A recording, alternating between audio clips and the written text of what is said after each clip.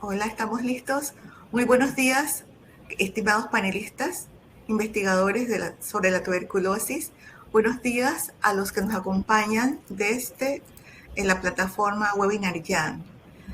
Nos congregamos hoy para realizar un café científico más, en este caso sobre el tema de la tuberculosis, con los avances de la investigación en tuberculosis que tiene este equipo que se presenta el día de hoy.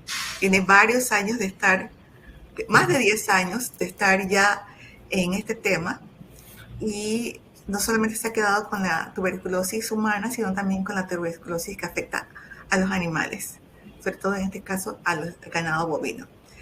Nuestro panel de hoy está formado por el Ariadne, que es una joven panameña estudiando, que acaba de finalizar su maestría en Francia y está viendo las opciones que tenga para hacer su doctorado.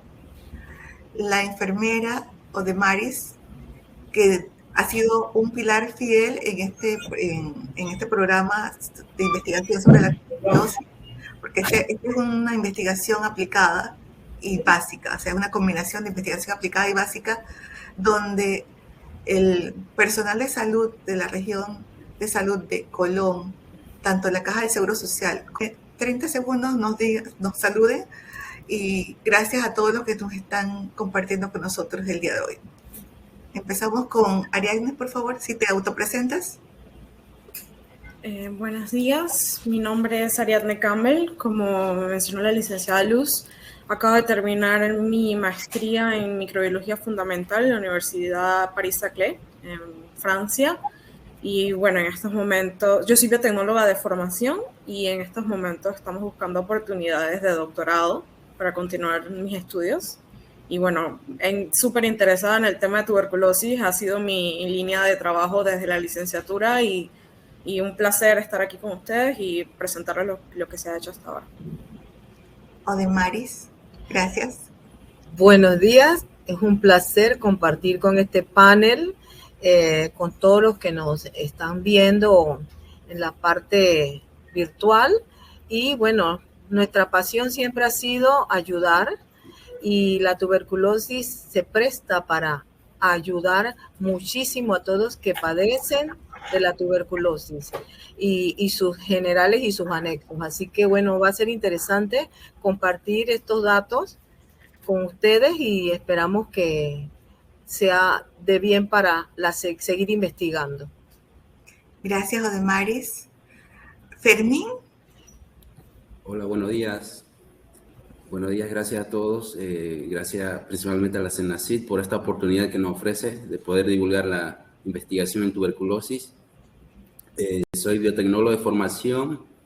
Realicé mi trabajo. Gracias, doctora Luz Cruz. Buenos días a toda la audiencia. Aquí Amador Goodrich, investigador distinguido del Sistema Nacional de Investigación y también miembro de INDICASAT, también miembro de Ciudad del Saber, Ciencia en Panamá y APANAC. Estamos complacidos por esta mañana con CENACIT, que nos permita compartir algo de nuestros resultados con la audiencia, periodistas, personas de la comunidad en general. Buenos días. Gracias. Bueno, vamos a hacer este panel como nos falta todavía el doctor Julio Matthews, que no se ha conectado, pero lo hará en el transcurso de la mañana. Vamos a hacer el panel, el café científico, en 2 tandas, porque son 5 panelistas. Le hemos indicado a los panelistas que solamente son 12 minutos cada uno. Vamos a iniciar el primer bloque entonces con Ariadna, Fermín y Odemaris. Entonces le damos la palabra a Ariadne, que va a iniciar el primer bloque. Le vamos a pedir, como siempre, que por favor que pongan sus preguntas en el chat.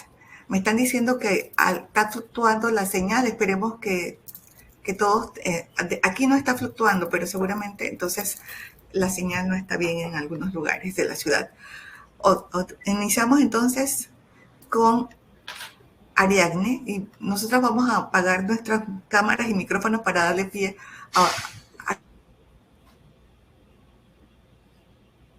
Ok, muy buenos días a todos y todas. Ya me presenté, soy Ariadne Campbell y el día de hoy les voy a presentar los resultados que hemos obtenido en el grupo de investigación de biomarcadores en tuberculosis con el doctor Amador Goodrich, principalmente los resultados de mi tesis de licenciatura y un resumen de la última publicación que hemos hecho. Lo primero es recordar que la tuberculosis es una enfermedad causada por miembros del complejo Mycobacterium tuberculosis y que después de la COVID-19 es la primera causa de muerte por un solo microorganismo a nivel mundial. Esta enfermedad comienza por la inhalación de microgotas que contienen el bacilo Mycobacterium tuberculosis y que al entrar en contacto con los macrófagos alveolares pueden pasar tres opciones. La primera es que el sistema inmune tenga la capacidad de eliminar a la bacteria y que no se dé la infección. La segunda es que la bacteria tenga la capacidad de evadir al sistema inmune y alojarse en lo que se conoce como los granulomas, y esto se conoce como infección latente. O tercero, que se dé una tuberculosis activa en donde el paciente presenta síntomas.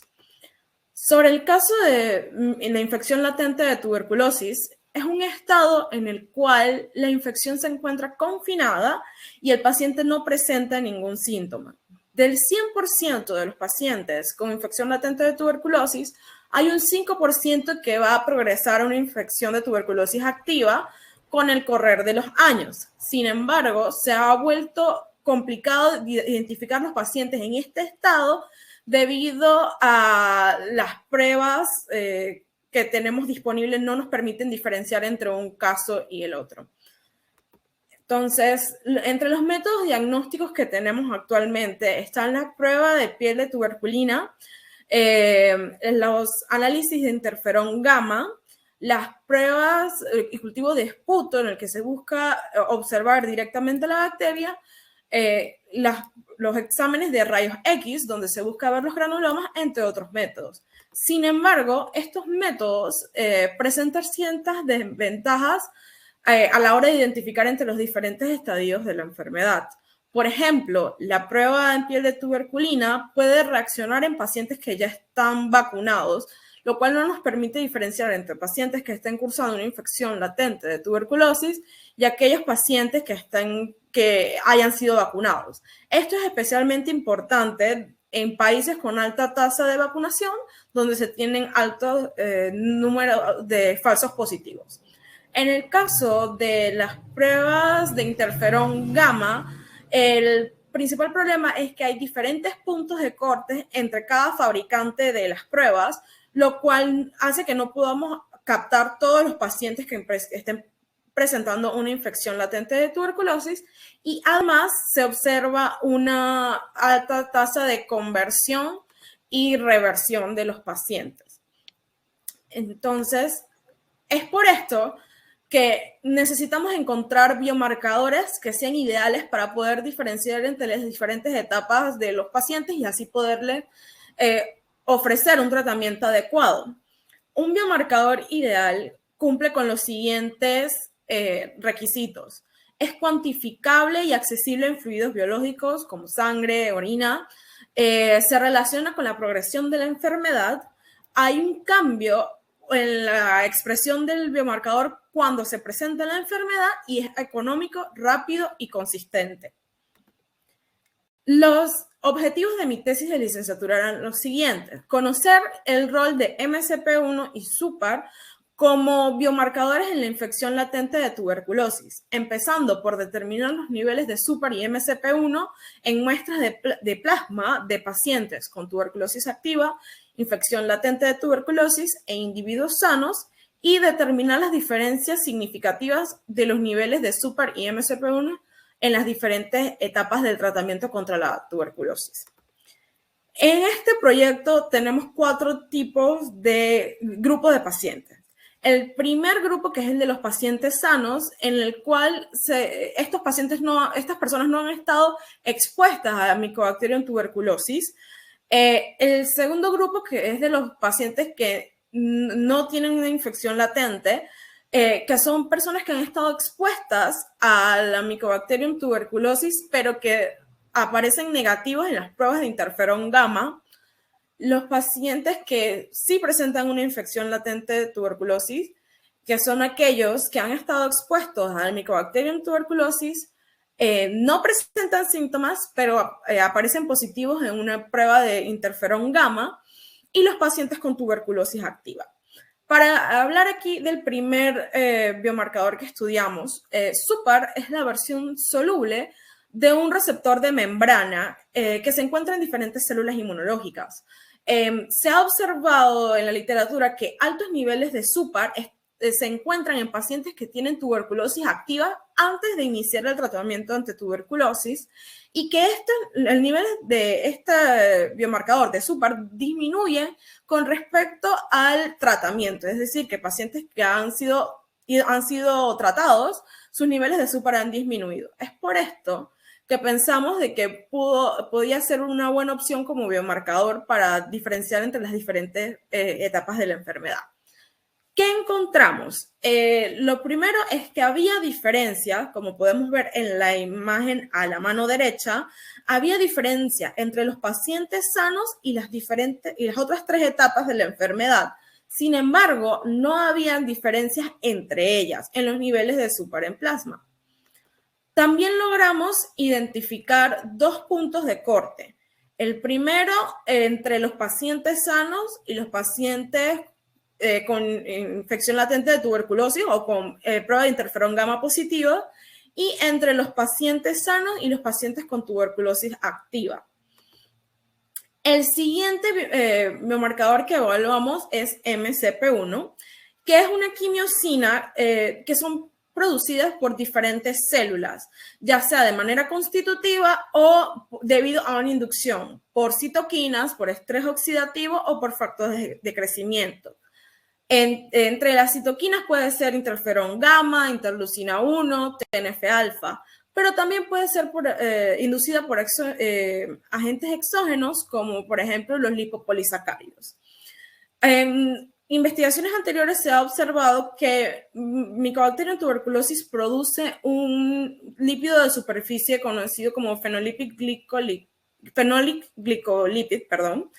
el cual tiene la capacidad de activar la producción de MCP1 por los macrófagos y de llamar a otros monocitos al área de la infección, lo cual permite un crecimiento de la bacteria. Nosotros encontramos que había diferencia entre los pacientes sanos y los pacientes con prueba negativa de interferón gamma, los pacientes sanos y los pacientes con prueba positiva de interferón gamma, y entre los pacientes con prueba negativa de interferón gamma y los pacientes con tuberculosis activa.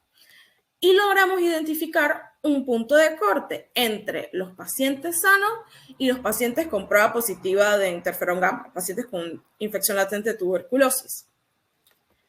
El otro punto que quería tocar el día de hoy es un resumen de lo que fue la última publicación que habla sobre la interacción entre los mastocitos y Mycobacterium tuberculosis. Se ha observado que Mycobacterium tuberculosis es capaz de activar los mastocitos y de provocar su degranulación, además de incrementar el número de mastocitos en los pulmones de animales de experimentación, seguido a una infección por Mycobacterium tuberculosis, y también que esta situación puede ayudar a la micobacteria a eludir el proceso de degradación por los lisosomas. De hecho, se ha visto que los mastocitos responden específicamente a los lípidos de Mycobacterium tuberculosis, incrementando el flujo de calcio y la degranulación, como ya mencioné. También se ha visto que ayudan a reclutar otras células del sistema inmune al sitio de infección, por lo cual es necesario evaluar los mecanismos de interacción entre mastocitos y Mycobacterium tuberculosis para generar nuevas bases para el tratamiento contra la enfermedad. Todo esto hace que sea necesario tener una mayor comprensión de la interacción tanto de los mastocitos con los Mycobacterium como de otras células del sistema inmune. podemos concluir esta pequeña presentación con que en mi trabajo de tesis encontramos diferencias significativas entre la concentración de SUPAR de los pacientes sanos y las diferentes etapas de la enfermedad.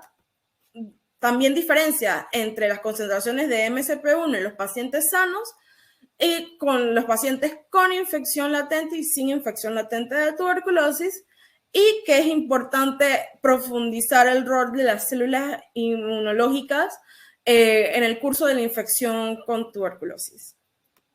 Gracias.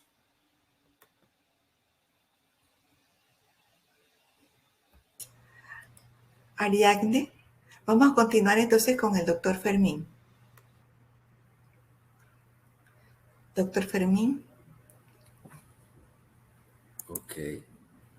Gracias. Ok, voy a conectar. Recuerden poner en el chat sus comentarios y preguntas. Ok, buenos días a todos nuevamente. Agradezco a la CENACIT por esta presentación, por este café científico. Yo le voy a hablar sobre el tema de la transmisión de la tuberculosis prevalentes en Panamá. ¿Me escuchan bien, cierto? Sí, la escuchamos bien. Perfecto. Bueno, voy a comenzar hablando sobre el tema de la transmisión de patógenos. Las rutas de transmisión más comunes se pueden dar de dos formas, que son transmisión de persona a persona, así como transmisión por vectores o reservorios. Buen día. Disculpa, Fermín, no estamos viendo tu pantalla. Un segundo. Creo que...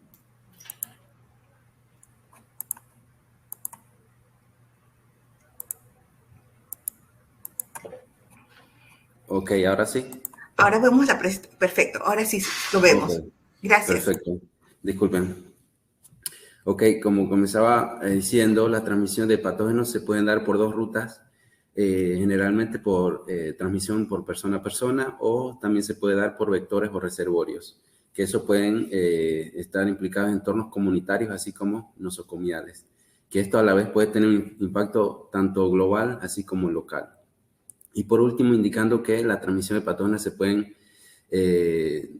tener un riesgo añadido, como es la resistencia, patógenos que pueden ser multiresistentes o extremadamente resistentes.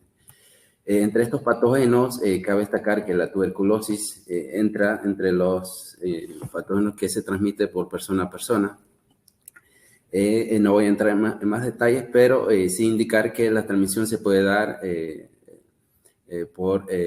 o se puede presentar de dos maneras, como la tuberculosis pulmonar, que es la infección se presenta en los pulmones, y la otra es la infección extrapulmonar, es cuando la tuberculosis se disemina en otras partes de los órganos. Y los factores de riesgo que son bien caracterizados como VIH, diabetes, así como consumo de drogas, entre otros. Nosotros sabemos, se sabe que la tuberculosis es un problema global, que esto no afecta solo a un cierto país, sino que es a nivel mundial. De acuerdo a la OMS, en el año 2021, en torno a 10 millones de personas se enfermaron por la TB, y que esto, las cifras indican que son en torno a 130 casos por 100.000 habitantes.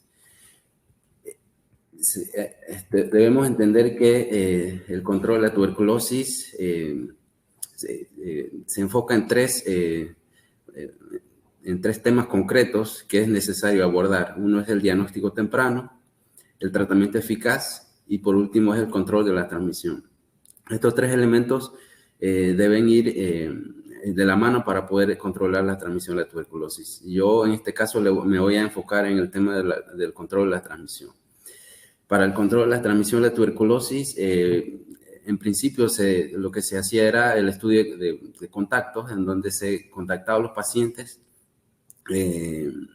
mediante cuestionarios para poder investigar aquellos casos índice con los que ellos habían tenido contacto. Pero esta herramienta ha sido en principio como un punto de partida para poder identificar aquellos casos índice que pudieran estar transmitiendo la infección en la comunidad. Entonces, uno de los temas de del control de la transmisión de tuberculosis se puede desarrollar es mediante la epidemiología molecular, que nos permite caracterizar y genotipar Mycobacterium tuberculosis que estén circulando en una población. Nos permite obtener patrones específicos o códigos genéticos específicos que de acuerdo a ellos podemos identificar clústeres de transmisión o cepas huérfanas que puedan estar siendo problemáticas en los casos de TB. Entonces, estas técnicas también poseen sus limitaciones debido a que tienen un bajo porcentaje de discriminación. Entonces, es necesario abordar o implementar nuevas técnicas como la epidemiología genómica, que nos permite obtener un máximo nivel de resolución, así como definir con mayor precisión cadenas de transmisión de tuberculosis. En este sentido, nosotros hemos desarrollado un estudio en Panamá para poder entender cómo se comportan los genotipos o linajes que pueden estar implicados en los casos de TB en Panamá. Como bien ustedes sabrán, Panamá es uno de los países que está en torno a una tasa de alta y media de casos de TB, y que en el año 2017 se reportó en torno a 1.867 casos, que es una cifra bastante alta respecto a otros años, y que en ese año llegó a ser el segundo país con mayor número de casos de TB en Centroamérica. Y además que nuestro país tiene escasos estudios de genotipado molecular, así como aplicación de epidemiología genómica que nos permitan entender el comportamiento de los genotipos que están circulando a nivel de país. Entonces, es una oportunidad para nosotros abordar este estudio con dos objetivos en concreto, que es describir la circulación de cepas más prevalentes y además implementar estrategias para la vigilancia epidemiológica de la TB. Y además caracterizar cepas de linajes predominantes en la provincia de Colón. Entonces, para esto nosotros abordamos con la caracterización de 94 aislados obtenidos en Panamá y en Colón, con la idea de poder identificar clústeres de transmisión de estas cepas. Fueron aislados el año 2015 y la mayoría de ellos sensibles. Como pueden observar, el 50% de estas cepas estaba en clúster. Nosotros lo etiquetamos de esta manera como clúster A, BC hasta la F, y que la mayoría de ellos eran de transmisión prevalente. Entonces, para hacer un estudio más profundo, aplicando herramientas de epidemiología genómica, nosotros abordamos 3 de estas cepas. 3 de estas cepas que, si sacamos el total del porcentaje, fueron responsables del 32% de los casos en ese año. Entonces, cuando hicimos un análisis genómico de estas 3 cepas, viendo ADN por ADN, nucleótido por nucleótidos, nosotros observamos esta diversidad. Pueden observar que la cepa A y la B tiene diferentes ramas, cada cuadro representa una cepa en concreta, y que pueden ver que se dispersan o se alejan de una de la otra. Mientras que la cepa B es una cepa de transmisión activa porque tiene una baja diversidad de polimorfismo de un solo nucleótido entre ellas. Viendo esta diversidad de cepas prevalente, nosotros lo que hicimos fue diseñar una PCR específica para cada una de ellas para poder rastrear su transmisión en la provincia de Panamá y Colón. Para eso hicimos el diseño de la PCR específica, como podrán ver mediante diseño basado en polimorfismo de un solo nucleótido. Diseñamos PCR específicas para cada una de ellas para poder ver cómo evolucionaba esta cepa durante el tiempo. Entonces, como podrán observar, en el año 2018 nosotros aplicamos las 3 PCR una vez diseñada a una colección de cepa aislada. Pudimos observar que la mayoría de ellos eran cepas de cepa A Beijing, y que representó el 25,4% de los aislados. Y mientras que la cepa B y la cepa B y C tenían una transmisión baja. Nosotros nos enfocamos en la cepa de Beijing A porque la cepa de Beijing en otros entornos poblacionales ha sido identificado como cepa de alta transmisibilidad, una capacidad de adquirir resistencia y de mutaciones.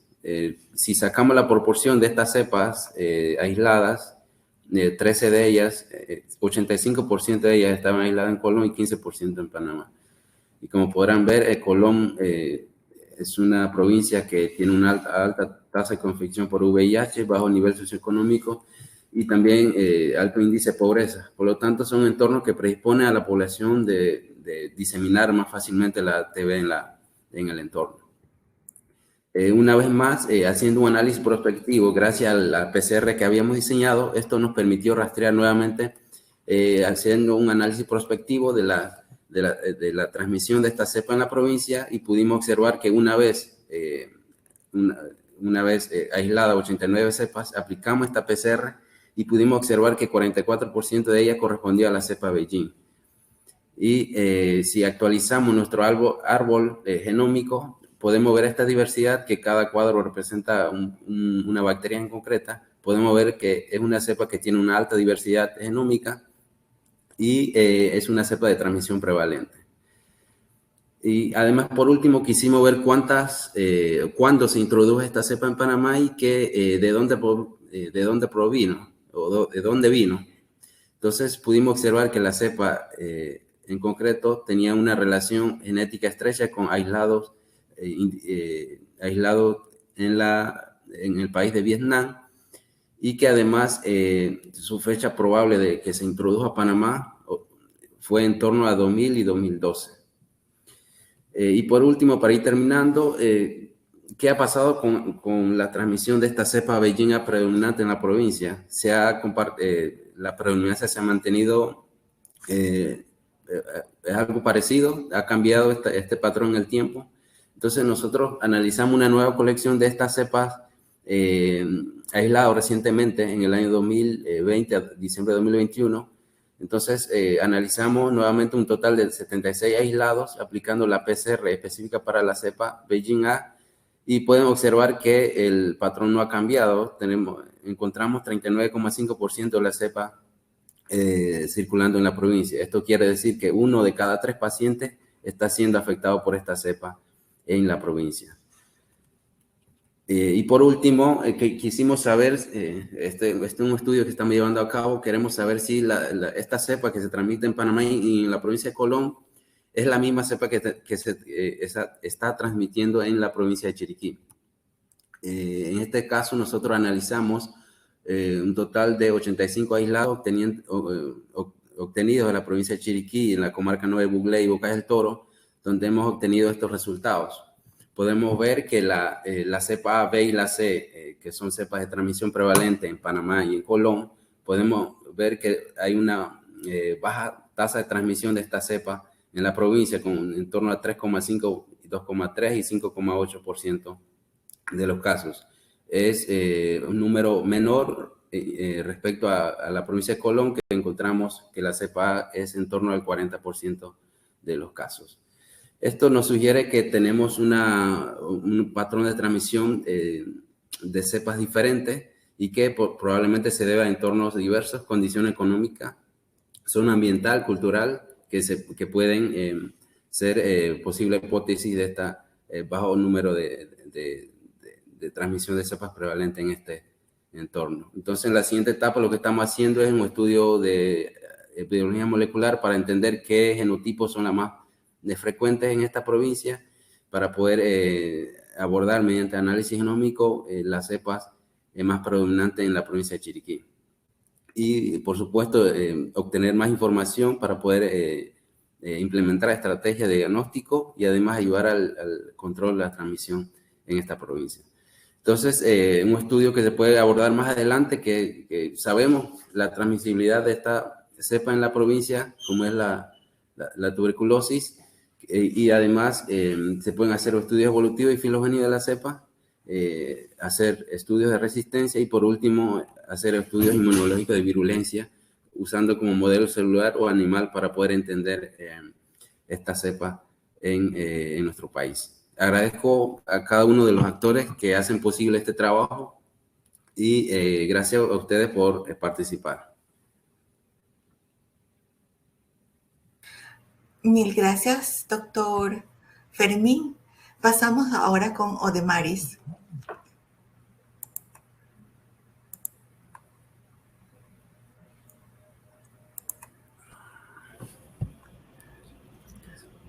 Nuevamente, buenos días. Voy a poner aquí compartir. Me confirma si está en lo correcto. Gracias. Le agradecemos ir colocando las preguntas. Yo creo que ya está. Tenemos material para hacer preguntas. Así que me pueden ir colocando las preguntas en el chat. Les agradezco. Después de Odemaris vamos a hacer un tiempo para hacer preguntas y comentarios de este primer bloque y luego haremos un segundo bloque con el doctor Julio y el doctor Amador Goodrich. Me dice si se ve. Si vemos su pantalla, su presentación. Ahora sí, perfecto. Okay. Gracias. Muy buenos días. Creo que emocionalmente no me presenté cuando me dijeron que me presentara. Yo soy la enfermera coordinadora del programa de tuberculosis en la región de salud de Colón en el ministerio. Tengo gusto de hablarles rápidamente de un evento que ha trascendido en el tiempo, que son las estrategias de adherencia al tratamiento para el control de la tuberculosis. Esto nos ha ayudado a nosotros y he querido hacerlo en pocos cuadros, pero que tienen la intención de proyectar todo lo que ha sido la evolución de esto en el tiempo. La cronología en los ajustes estratégicos de la atención a la tuberculosis empieza desde 1990, terminando y empezando 2000. En esos momentos, la detección se seguía siendo importante y siempre lo será, la detección y la búsqueda de sintomáticos respiratorios. Eso significa 15 días o más con tos. Eso se hacía con baciloscopía, con cultivos. Estos cultivos duraban hasta 2 meses en definir si era o no positivo. La baciloscopía tenía muchas dificultades en el área física en donde se hacían. Se buscaban los casos en los centros de salud, los tratamientos no eran supervisados, el apoyo se tenía nutricionalmente, se les daba su nutricrema, se hacían estrategias de apoyo con canastas de comida. La atención era mayormente por los especialistas en neumología y los medicamentos en aquel entonces se les daba a los pacientes y eran orales mezclados conjuntamente con inyectables. Esto pasó entonces cuando ya llegamos al 2005, que comenzamos a detectar situaciones de compromiso, de choque, de que los pacientes no terminaban los tratamientos, que no sabíamos cómo concluían los seguimientos. Empezamos con el tratamiento supervisado por el equipo de enfermería de los casos y de los contactos. Allí ya se empezó a tomar más fortalezas y se tomaba en consideración a los niños menores de 5 años, a aquellos inmunosuprimidos también para darles terapia preventiva con isoniazida, que son contactos de casos positivos de TB. Se les daba medicamentos administrados de manera intermitente, se daba una semana y descansaban los fines de semana. Luego en la segunda fase se daba 3 veces a la semana y sucesivamente si era un caso de recaída 8 meses y si el paciente tenía una cepa resistente hasta 2 años de tratamiento de acuerdo a la necesidad. En ese tiempo, 2005, iniciamos las investigaciones con Indicasat y Senacid. Esto ha sido buenísimo para Colón. Esto permitió realizar proyectos e investigaciones para evaluar y mejorar la eficiencia del programa directamente. Se iniciaron metodologías diagnósticas más rápidas y precisas, se evaluó todo lo que se necesitaba, tanto así que nosotros tenemos ahora un laboratorio de primera línea aquí abajo en nuestra área que nos permite seguir haciendo investigaciones y que nos permite tener más rapidez en las actividades que hacemos. Bajando, vemos que luego de que se hacía así, se cambió y los medicamentos se dejaron de dar sin días alternos por los estudios que se daban a nivel internacional, de que el hecho de que los pacientes se relajaban en el tiempo no permitía darle, como quien dice, seguimiento a la micobacteria dentro del paciente. Entonces, se determinó por la normativa de nivel nacional que se iba a dar todos los días, por 6 meses, por 8 meses y hasta por 2 años. Igual, pero ya sin día de descanso, ni cumpleaños, ni Navidad, ni nada. También entonces, esto se ve aquí, el apoyo, el apoyo que nos ha permitido tener tecnología de punta para hacer más rápido los diagnósticos. Se ha continuado dándole apoyo nutricional a los pacientes y lo mejor de todo es que continuamos, ahora tenemos controles mensuales más detallados, seguimiento del paciente. Si el paciente comienza a marcar positivo, inmediatamente hacemos las conexiones, comenzamos a hacer una reevaluación de su tratamiento con los médicos especialistas y se hacen mejores atenciones. ¿Qué ha pasado? 2019 vino la pandemia, al final y principios del 2020. Entonces, en ese caso, nosotros tuvimos que buscar otras estrategias ya para superar la dificultad que teníamos para que el paciente siguiera tomando medicamentos y captar los que estaban teniendo tuberculosis. Entonces, en pandemia se continúa con la búsqueda de pacientes, detectando y buscando a aquellos que encima de todo, con COVID, había algún síntoma de tos, fiebre, pero la diferencia entre la tos y la fiebre de tuberculosis es que tiene que tener más de 15 días. La tos de COVID y la fiebre de COVID no es igual, no es en la tarde. La de tuberculosis sí. Entonces, en este caso, nosotros tuvimos que empezar, así como quien dice, de la nada, a buscar estrategias para hacerle llegar los medicamentos a los pacientes, estando ellos en cuarentena, todo el mundo, todo el país en cuarentena. Entonces se les llevaba, los familiares nos ayudaron, se hacían evaluaciones telefónicas, se hacían trabajo social ayudándonos con esto, utilizando transporte propio y transporte de la institución para lograr esto. Se hacía entonces una administración monitoreada de manera remota. Por videollamada se comprobaba cómo estaba el paciente, con el apoyo de familiares, el uso de celulares personales. En un momento ya para acá nos permitieron tener línea, pero anteriormente era nuestro celular y el celular de las colegas de los niveles locales. Los sospechosos de COVID se empezó a ver que también podían ser sospechosos de tuberculosis y también sospechosos de otras enfermedades como neumonía de la comunidad, entre otras. Entonces, si buscamos, encontramos. En este momento, en todas las instalaciones, cuando se busca sospecha de COVID, también se busca y se descarta sospecha de tuberculosis en la mayoría de los casos. Entonces, eso nos ha ayudado. El apoyo con bolsas de comida,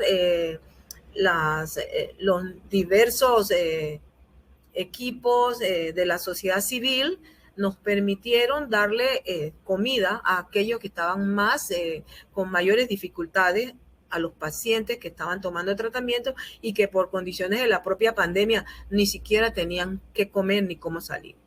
Se reforzó la orientación todas las veces que sea necesaria. Cada vez que uno habla con los familiares, cada vez que uno habla con los pacientes, es como si empezáramos de cero para recordar todo y que todo sea en una misma línea. Se manejó lo que siempre hablábamos en tuberculosis, el uso de equipo de protección respiratoria, que ahora se ha implementado como algo de uso normado.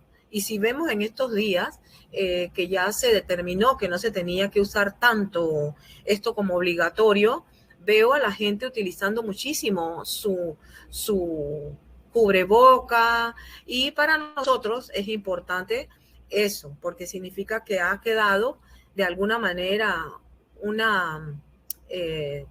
aprendizaje. Entonces, la bioseguridad en el término general de la ventilación, esta educación todavía en el día de hoy seguimos dándola, y seguimos vigilando de manera directa a aquellos pacientes que vienen por una sospecha de COVID, por tuberculosis o por otra enfermedad de tipo respiratoria. Y continuamos dándole control a los pacientes. Entonces, las próximas son evidencia de dónde sale la información para poder investigar. Nosotros vemos que desde antes, no quise ponerla desde 1900, sino un poquito más acá. En Colón, en los 1900, los números de casos eran 300, 400, tantos así.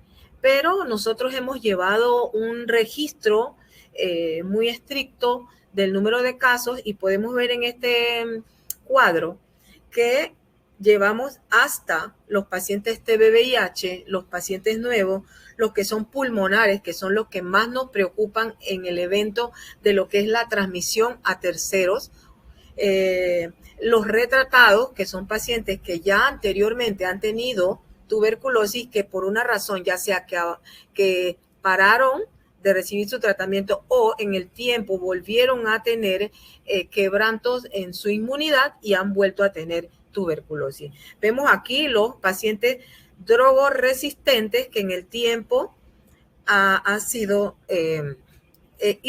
han ido bajando, subiendo, dependiendo de la circunstancia. En este caso, nos ha ayudado muchísimo también los estudios que hemos hecho y las investigaciones. Si vemos en la próxima, estamos entonces hasta el 2022, vemos entonces que los casos no son más que antes, sino que han ido manteniendo una estabilidad. También vemos que los drogoresistentes están siendo manejados de una manera más estricta porque tenemos mejores mecanismos de detección y más rápida.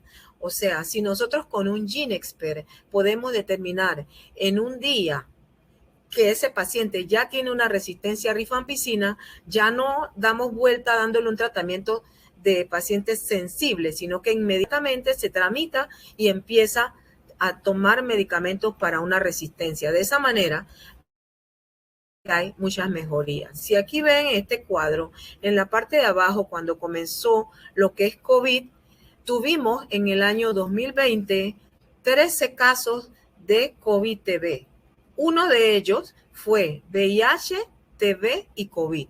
Eso nos permitió, al tener todos esos datos, hacer una investigación que se hizo pública mundialmente y que nosotros fue la primera y nosotros estuvimos allí aportando a eso con todo el equipo de los que estamos hoy aquí en esta presentación. Y entonces vemos que seguimos teniendo, a pesar de que estamos ya en el 2022, tratando de levantar una situación de pandemia, que aún así tenemos pacientes. Miren, en el 2021 tuvimos un paciente TB COVID y en el 2022 llevamos 5 pacientes. 5 pacientes, de esos, uno en este caso igualmente fue triple infección, COVID, TB y VIH. Eso nos permite a nosotros tener elementos que nos permitan hacer estudios y preocuparnos por dónde y qué tenemos que hacer. Es muy importante, por ejemplo, en el caso de los pacientes que son COVID-TB, tomar en cuenta que no nos había pasado antes, en este grupo que está aquí, del año 2022 aquí, 2 casos, una niña adolescente y una señora de más o menos 40 y tantos años, les dio COVID y también salieron tuberculosis, pero hay que ver qué tipo de cepa tenían porque fallecieron desafortunadamente y fue en cuestión del diagnóstico tanto de TB como de COVID y no pasaron de 5 días recibiendo tratamiento de TB, pero fallecieron. Entonces eso está en investigación, esas son cosas que nos hacen poner alerta en el trabajo que hacemos para tratar entonces de que no haya personas que fallezcan. En todos los niveles existen pacientes que por mucho que uno trata de que ellos sobrevivan, no sobreviven porque su condición es bien crítica. Por ejemplo, los pacientes TB-VIH, cuando un paciente llega demasiado deteriorado, no toma sus medicamentos de terapia antirretroviral, no resiste, su capacidad física, su desgaste físico ha sido tan grande, por mucho que uno luche, es duro. Y cada paciente para nosotros tiene un valor, cada familiar, cada niño que se atiende, todo eso para nosotros es importante por cada persona. Vemos entonces que es importante invertir, como dice el lema de este año de la tuberculosis, en poner fin a la tuberculosis. Salvemos vidas. Estas son fotos de eventos a la derecha, abajo o izquierda de ustedes.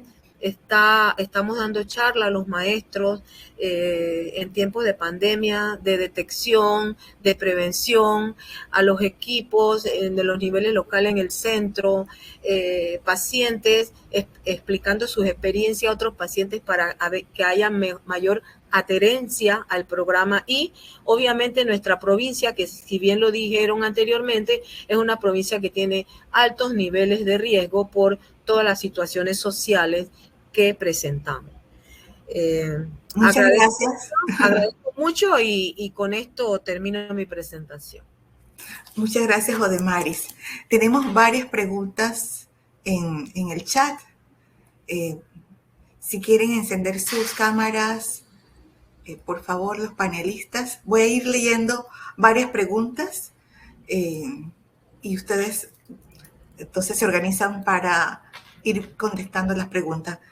Vamos a tratar de no pasar de 20 minutos de esta parte de preguntas. Daniela Cantanedo pregunta sobre la diferencia, si hay una diferencia muy alta entre los MCP1, entre los pacientes sanos y los no latentes sin infección.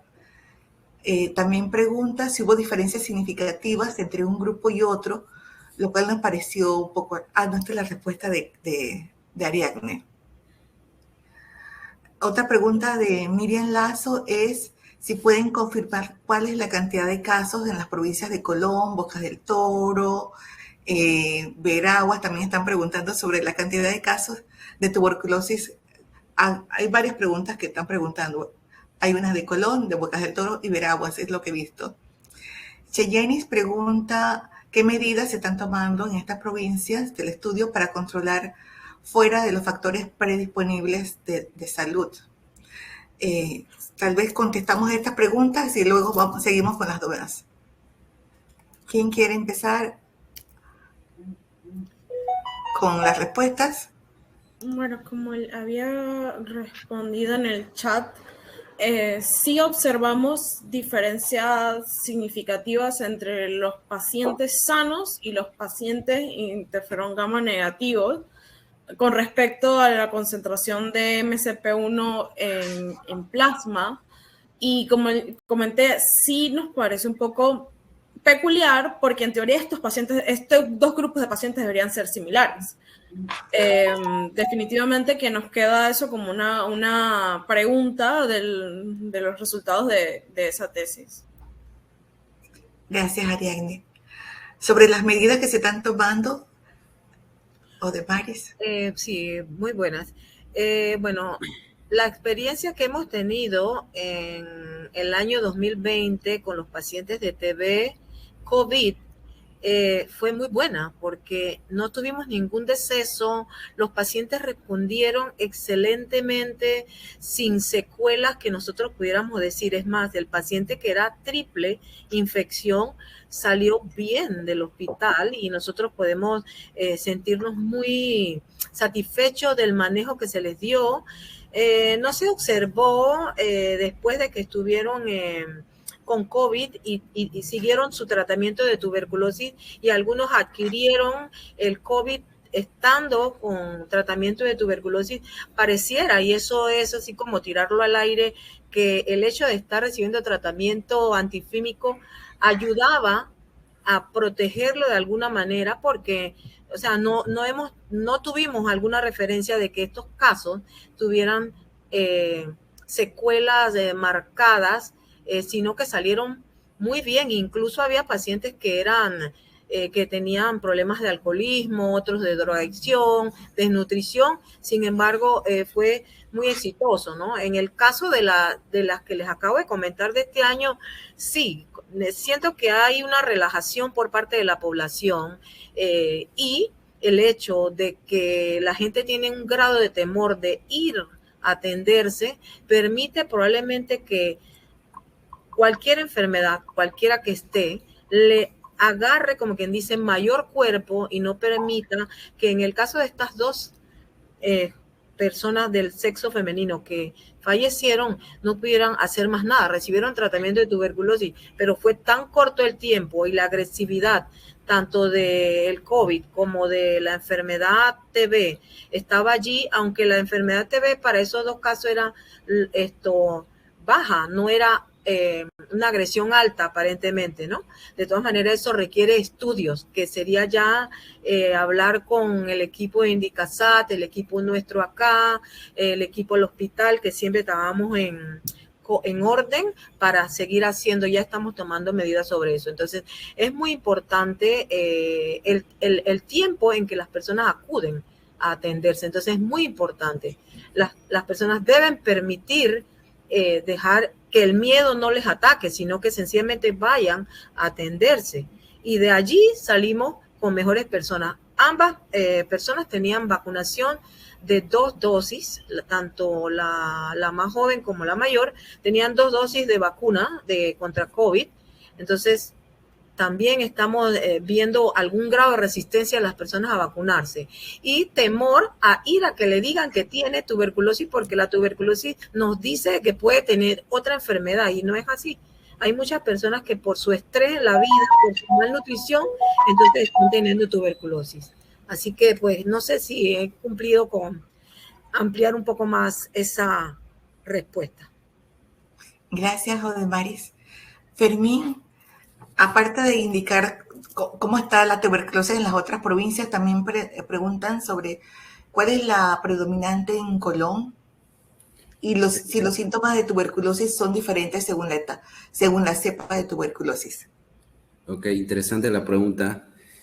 Bueno, nosotros hemos realizado estudio en Panamá y en Colón y ahora estamos yendo a otras regiones como la provincia de Chiriquí y Boca del Toro y las comarcas. Entonces, es un estudio preliminar que estamos haciendo para entender la prevalencia de las cepas que circulan en nuestro país. A nosotros nos gustaría hacer un estudio nacional para conocer a primera mano lo que está pasando, ¿no?, con respecto a la diversidad genética de las bacterias que circulan. Pero todavía no hemos llegado a ese acercamiento de una colaboración a nivel nacional para conocer este detalle, ¿no? Así que por ahora lo que puedo comentar es que las cepas que circulan en la provincia de Colón es diferente a lo que están circulando en la provincia de Chiriquí. Así que nosotros estamos en esa etapa, tratar de entender los clústeres que están, clústeres de cepas que se están transmitiendo en la provincia de Chiriquí. Así que más adelante tal vez esperemos hacer ese estudio, ¿no?, a nivel nacional. Y lo otro es que con el tema de los signos clínicos o los síntomas, bueno, tuberculosis es tuberculosis, los síntomas son todas parecidas, iguales, mejor dicho. Nosotros, para entender qué cepa o qué genotipo afecta a los pacientes, eso ya lo hacemos mediante estudios moleculares, pero la tuberculosis tiene los mismos síntomas, así que no se podría diferenciar qué genotipo están afectando al paciente a primera mano, sino que los síntomas son parecidos. Gracias. ¿Tenemos otras preguntas?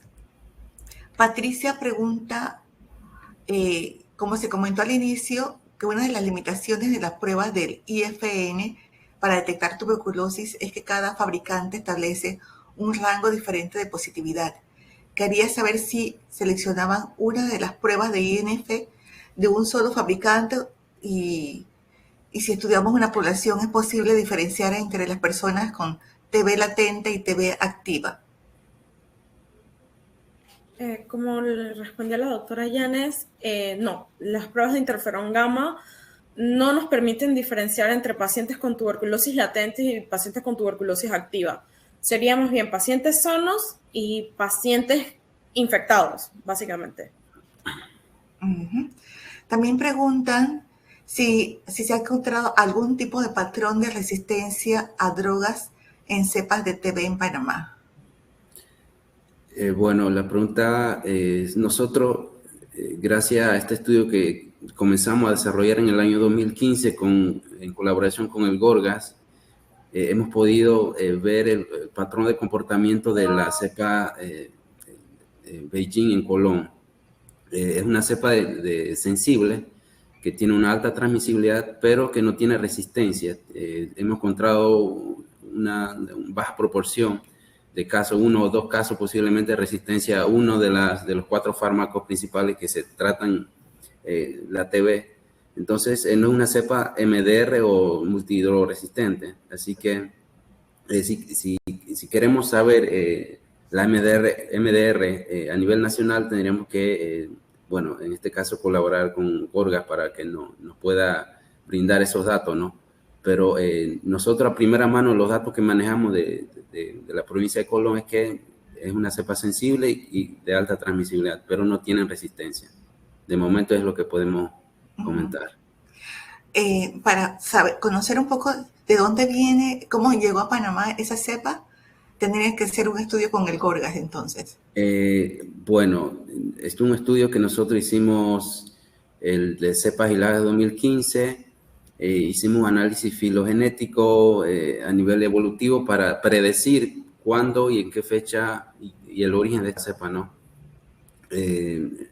Pudimos ver que posiblemente vino de Vietnam y que posiblemente se introdujo en el año 2000 a 2010, entre esas fechas. Pero como un estudio con una colección de cepas concretas, con un número limitado, por lo tanto, es una aproximación que podemos obtener. Entonces, más adelante queremos hacer un estudio más completo de entender, de agregar más número de una colección de aislados para entender la fecha, ¿no? Y el origen de esta cepa. Pero sí podemos decir que posiblemente vino de Vietnam. Gracias, Fermín. Patricia también pregunta, con relación a los retratamientos, quería saber si las personas que tienen TB más de una vez en la vida, ¿no existe inmunidad duradera? Yo puedo aportar allí. La inmunidad es una cosa y el estado de inmunosupresión que pueda tener una persona es la que lo hace susceptible a padecer más de una vez. Entonces, por eso es que vemos que los casos de personas, ya sea diabética, con lupus, con cáncer, con problemas de renales, cualquiera que sea, hace que sus defensas en su organismo bajen, y si ha desarrollado la tuberculosis anteriormente y se sanó, puede que la capture de nuevo del medio ambiente. Recordemos que Panamá es una área endémica, que tenemos tuberculosis y que ahora con la pandemia la gente piensa que usar la mascarilla externamente en las áreas públicas es correcto, pero no la usa cuando está en familia y no sabemos quién tenga o no tenga tuberculosis. Estamos en los carros, utilizamos, no ventilamos la casa. Entonces, las personas pueden padecer tuberculosis tantas veces como su sistema inmunitario se lo permita. Nosotros intentamos darle tratamiento a las personas, pero si la persona no aumenta su sistema inmunitario de alguna manera, nutriéndose, tomando vitaminas, comiendo una comida saludable, que es lo que muchas veces no existe dentro del plato nacional, obviamente esa persona va a tener problemas. Los diabéticos son personas que bajan su inmunidad y que no pueden comer de una manera, les da temor comer porque dicen esto me va a subir el azúcar. Entonces no tienen un balance. La nutricionista no existe para las personas en general. La gente tiene una idea de que los carbohidratos, o sea, yo recuerdo a mi abuela hacía una comida, arroz con coco, espagueti, ensalada, todas esas cosas, carbohidratos y pollo guisado, wow. O sea, y esas cosas ¿no? Entonces, es una situación de educación. Y obviamente que vi por ahí también una pregunta acerca de La capacidad que tiene de afectar los pulmones, la tuberculosis, sí, depende de cuál sea el grado en donde la tuberculosis dañó los pulmones, esa persona puede tener lesiones permanentes. Si no, entonces no podría estar curado sin problema. Le pueden quedar lesiones, cicatrices, pero dependiendo de la agresividad. Entonces, por eso es tan importante el cumplimiento del tratamiento y el seguimiento y los controles, que es lo que nos dice si está funcionando, si hay temas. El EPOC pasa mayormente por otras circunstancias. Las personas que están en lugares con mucho humo, químicos, es distinto, pero estas dos enfermedades se pueden enlazar y puedes tener entonces un problema de EPOC más tuberculosis más cualquier otra cosa que pueda pasar. Muchísimas gracias. Tenemos una última pregunta que es sobre los pacientes, cómo se han ido rehabilitando los pacientes. Buenos días, doctor Julio, bienvenido. A los pacientes que han tenido las 3 enfermedades, tuberculosis, VIH y COVID, ¿cómo se tratan multidisciplinariamente?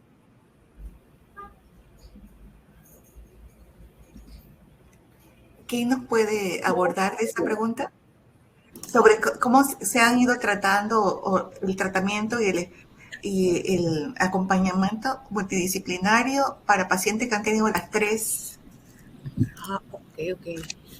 Yo creo que yo puedo compartir eso porque para nosotros, sumado a todo esto, nosotros somos una provincia que atendemos integralmente al paciente, no importa si el paciente tiene seguro o no. Entonces, atendemos al caso, por ejemplo, el caso que fue 3 en 1 en el año 2000, ese paciente no tenía seguro, lo atendieron y lo diagnosticaron en una policlínica de la Caja del Seguro Social, ingresó al hospital de la Caja del Seguro Social y se manejó integralmente con el equipo de Caja y el Ministerio de Salud, dándole todo lo que ese paciente requería para que saliera de la crisis de COVID, saliera de su situación de VIH diagnosticada, que las 3 cosas se diagnosticaron a la vez, y continuar entonces con su tratamiento antirretroviral posterior a salir de allí y el de tuberculosis. O sea, es hermoso cuando trabajamos en pro del bienestar del paciente, no importa cuál sea el estatus en donde estamos. Caja de Seguro Social, Ministerio, igual las clínicas privadas, si tienen tuberculosis, nosotros suplimos de los medicamentos después que tengamos todos los datos del caso. Así que bueno, con lo de VIH y COVID, por lo menos en la región de salud de Colón, ha sido trabajado integralmente con los equipos de trabajo social, médicos, neumólogos, todo el mundo, infectólogos, sin ningún problema. Muchísimas gracias, Jodemari, Ariadne y Fermín. Vamos a dar inicio al segundo bloque. Está con nosotros el doctor Julio Matus, que también forma parte del equipo, y Amador Goodrich. Entonces, le vamos a pedir a Julio que se autopresente y que dé inicio a su presentación, que él va a hablar un poco sobre los costos asociados a los tratamientos. Y luego el doctor Goodrich, que ya es otro tema, que es la tuberculosis en animales. Gracias. Muchas gracias, Luz. Buenos días. Tardé un poco en llegar por el tráfico, pero bueno, aquí estamos. Y luego tuve un accidente y me salí accidentalmente, pero ya volví a retomar. Muchas gracias. Mi nombre es Julio César Mateus. Yo soy médico epidemiólogo.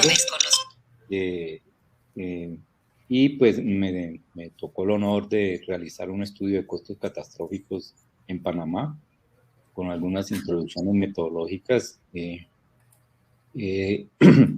se han considerado importantes, y quisiera pues compartir con ustedes estos hallazgos.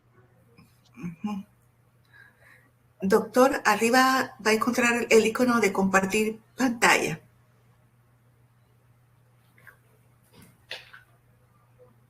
Tengo que... ya estoy abierto aquí, ¿no? Exacto. Compartir. Ok.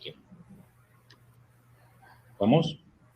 Sí, ya vemos su computadora. Ahora le toca seleccionar su ventana donde tiene la presentación. Sí. Ya la puede poner en modo presentación. Ok. Listo, gracias. A ustedes. Bueno, entonces nosotros aplicamos pues a una convocatoria que se hizo a través del PNUD para hacer una medición de los costos catastróficos en la ciudad, en Panamá. En el año 2021 y en el año 2022 iniciamos el estudio. Entonces, esto fue a nombre de la Fundación Universidad del Valle y de nuestro grupo de investigación, I10. Estas fueron las personas que participamos.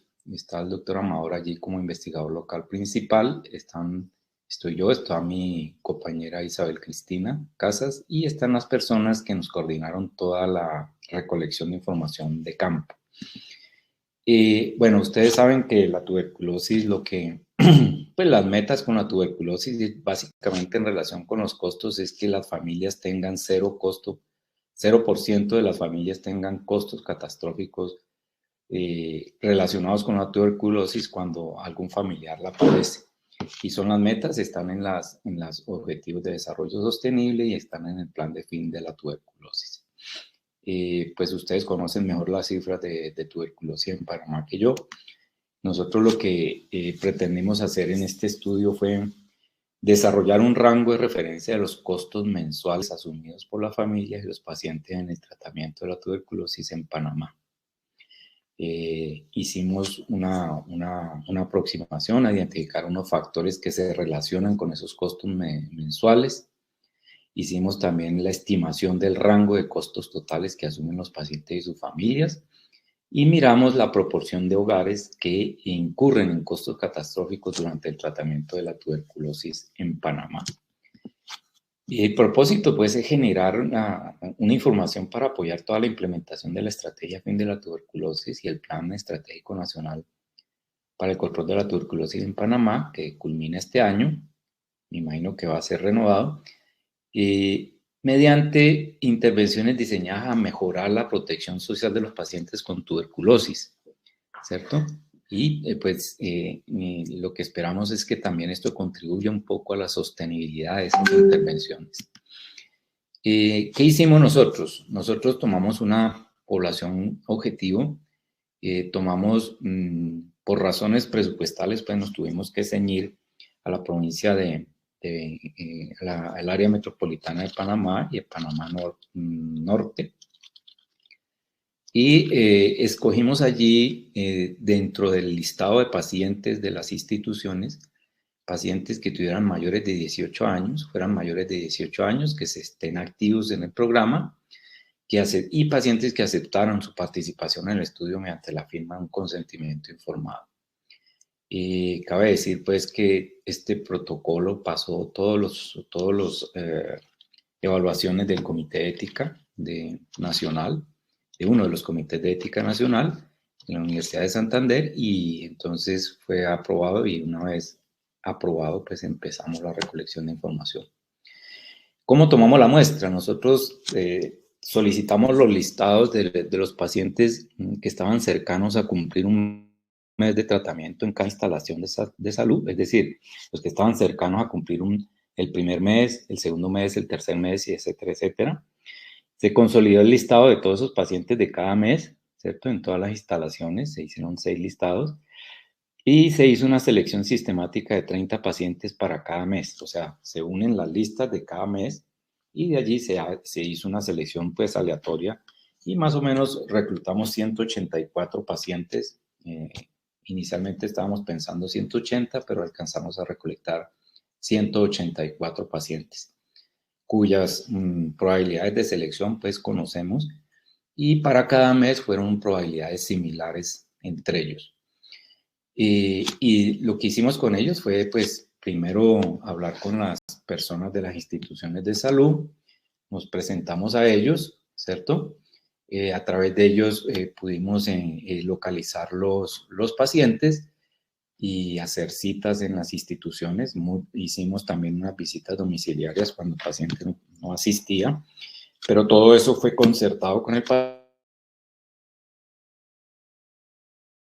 Una vez acordamos las citas y una vez nos encontramos con los pacientes, pues mediante la ayuda de una un dispositivo electrónico portátil, aplicamos una entrevista en donde se centraba mucho en factores sociodemográficos, en factores relacionados con los conocimientos, actitudes y prácticas frente a la tuberculosis y su tratamiento, y obviamente el objetivo principal, que era lo de los costos, tanto ingresos familiares como los gastos relacionados con la tuberculosis, los gastos directos e indirectos relacionados con la tuberculosis por la familia. Pues se aplicó entonces un cuestionario digital, se hizo la recolección en línea, y ustedes saben, pues esto da ciertas ventajas en términos del control de calidad y aseguramiento de la calidad de la información. Se le hizo una sola entrevista a cada paciente, una vez, y el tiempo promedio de la entrevista fue de 30 a 40 minutos y se obtuvieron pues variables individuales de ingresos y de gastos familiares. Se siguió en alguna medida pues el cuestionario que ha venido aplicándose a nivel mundial en indagación de los costos, con la diferencia de que nosotros hacíamos la indagación solo del mes de ese paciente. Es decir, si el paciente estaba en el primer mes, entonces averiguábamos, indagábamos por lo que había ocurrido en el último mes en términos de costos. Esto lo diferencia un poco de la metodología que usa la Organización Mundial de la Salud, puesto que la Organización Mundial de la Salud hace la indagación por todo el tiempo de tratamiento e incluso antes del tratamiento indaga los costos, lo cual puede llegar a tener grandes problemas de recordación por parte de los pacientes e introducir algún sesgo de memoria. Nosotros en esta ocasión no hicimos, fue solamente la indagación de los 6 meses de tratamiento, no de los de antes del tratamiento, del diagnóstico, y nos centramos en averiguar lo que pasaba durante cada mes en los pacientes que estaban cumpliendo ese mes. Entonces, de esa manera, la metodología es un poco diferente. Entonces, lo que hicimos es tomar pacientes de ese mes, tomar pacientes de cada mes, entre 30 a 32 pacientes por cada mes, y le hicimos una encuesta indagando todo lo que había sucedido en el mes previo.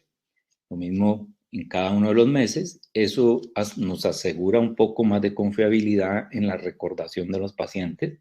Eso ya es una recomendación mundial de muchos economistas de la salud que tienen bastante experiencia y han notado que entre más largo sea el periodo de indagación, más probabilidades de un sesgo de memoria puedan ocurrir y se pueden subestimar los costos, principalmente subestimar los costos. Entonces, en ese caso, nosotros operamos de esa manera. ¿Qué obtuvimos? Pues, de los pacientes reclutados, pues, de los participantes, el 63.6% fueron hombres, estaban entre 25 y 49 años, la mayoría, ¿cierto? La mayoría, el autorreconocimiento mayor de las personas fue como mestizo, más o menos en más de la mitad de las personas. Estaban mayoritariamente asociados tenían como régimen de seguridad social el Ministerio de Salud. Estaban entre solteros y casados y unión libre, pues más o menos proporciones semejantes. La escolaridad en secundaria fue la mayor cantidad de pacientes, de participantes, y en labores de hogar fue la ocupación más frecuente, aunque habían pues ahorita vamos a ver que más o menos un 10% estaban sin ingreso porque no tenían trabajo. En las comorbilidades, pues ahorita estaban hablando, pues está el VIH como principal y está la diabetes como segunda comorbilidad en este grupo de pacientes que seleccionamos. Y más o menos casi el 60% no declararon algún tipo de comorbilidad. Y en el mes de tratamiento el número de personas quedó más o menos igualmente distribuido en cada mes. Entonces hicimos 31 entrevistas para indagar los costos en el primer mes y así cada uno de los meses. ¿Qué encontramos? Los ingresos familiares por mes que medimos en esta columna izquierda está el porcentaje de familias que están en ese rango de ingresos, y aquí vemos pues que más o menos el 10% de las familias que tienen un paciente con tuberculosis no tiene ingresos y no tuvo ingresos, declaró no tener ingresos durante los 6 meses del tratamiento. Entonces esto es un aspecto muy importante, porque sin ingresos cualquier costo es catastrófico. Entonces eso hay que tenerlo en cuenta, y yo creo que es una de las recomendaciones que hicimos fuertemente al ministerio. El 25% de los pacientes, este era lo que gastaba más o menos, y así sucesivamente en cada uno de los porcentajes. Pero la noticia con esto más importante es que esos ingresos no cambiaban durante todos los 6 meses. Es decir, esos pacientes que iniciaban con bajos ingresos, básicamente permanecían con esos ingresos menores durante todo el periodo. Por eso es que estadísticamente no encontramos una gran diferencia de los ingresos a través de los diferentes meses de tratamiento. El otro es el gasto, los gastos de tratamiento. Encontramos que más o menos el 1% de los pacientes, como nosotros calculamos el punto medio del primer percentil, fue $138 en el primer mes, y así para cada mes. Entonces lo que encontramos al sumar ese punto medio de cada percentil es el rango, el costo total que asumió la familia para el tratamiento de su familiar. Entonces ese rango oscila entre $373 a $2.217, en algunos casos $5.111, que es el máximo gasto que puede asumir la familia.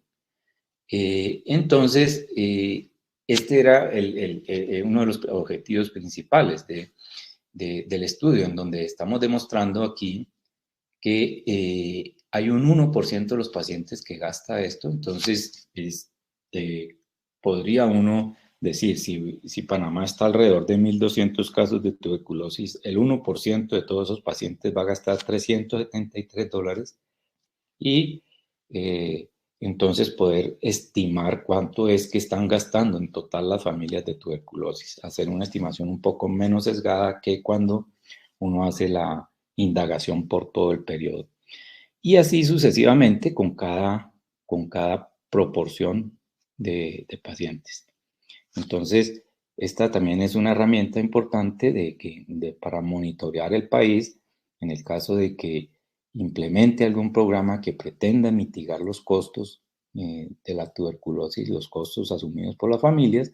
Pues este es un punto de base desde el cual se puede monitorear los resultados de cualquier política que se implemente.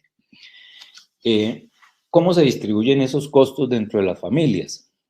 Pues los principales costos, realmente el principal costo, porque hay costos directos que son los que están relacionados directamente con la atención médica, como las consultas, los transportes, los medicamentos, algunos refrigerios, que a veces esos costos directos.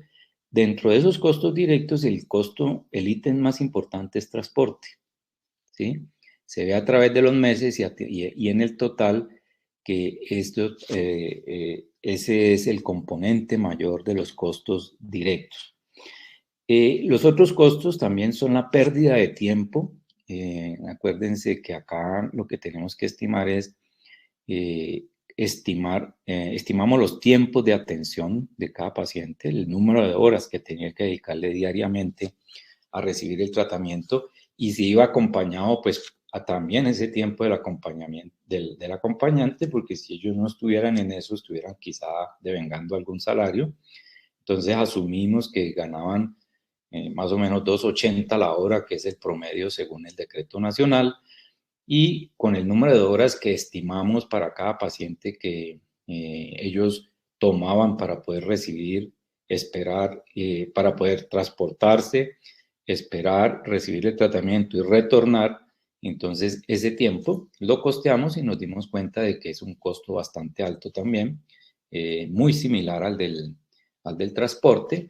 Y cuando van acompañados, pues generalmente es una compañía familiar, ese costo familiar se incrementa de manera ostensible. De esa manera, los costos indirectos pues se van elevando de una manera bastante alta, y eso sería para un total más o menos de un rango de costo de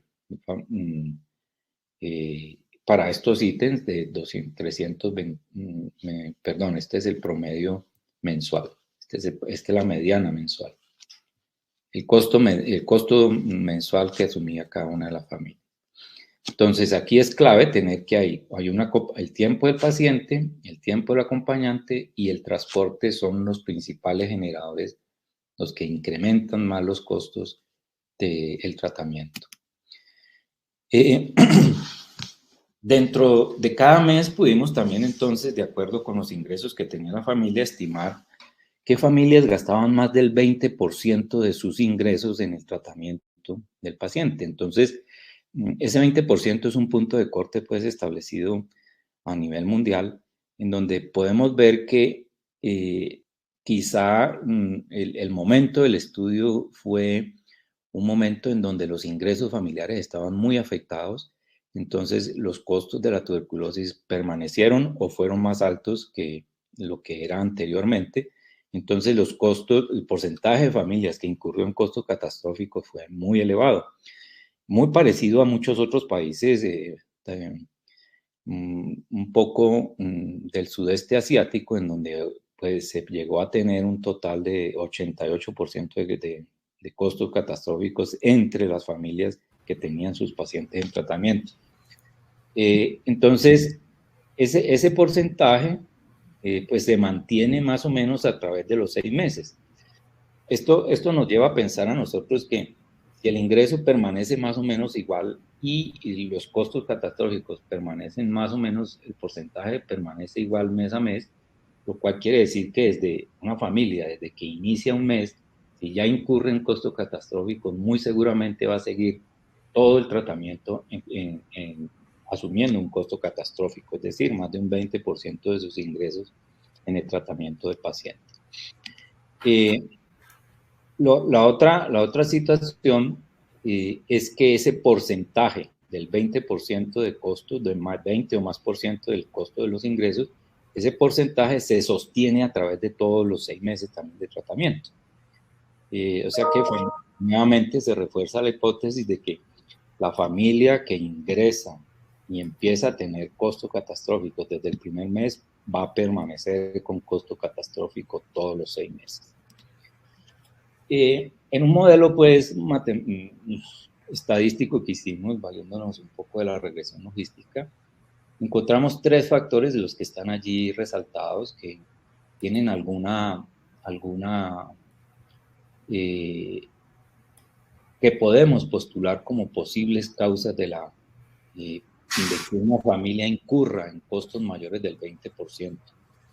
Y es que cuando el paciente desconoce o no conoce ningún daño ocasionado por el tratamiento de la tuberculosis, es un paciente que tiene más o menos, y su familia tienen casi 3 veces más oportunidad de tener un costo catastrófico.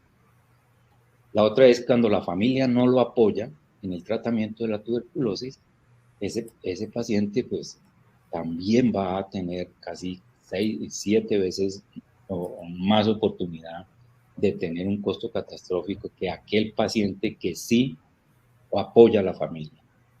Y aquí sale una variable que es importante, que es cuando el paciente va solo a recibir su tratamiento, realmente eso es un paciente que tiene 1/3 de posibilidades de asumir un costo de llegar a un costo catastrófico que el paciente que va acompañado, porque ya vimos en la distribución de costos que el costo del tratamiento, del transporte, se eleva con un acompañante y el costo de dejar de percibir ingresos también se eleva. Por esa razón, cuando el paciente va solo, aparentemente se protege de tener unos costos catastróficos mayores del 20%. Sí. ¿Qué Estamos con el tiempo limitado, doctor Julio, para que ya vaya. Está la última diapositiva. Ok, gracias.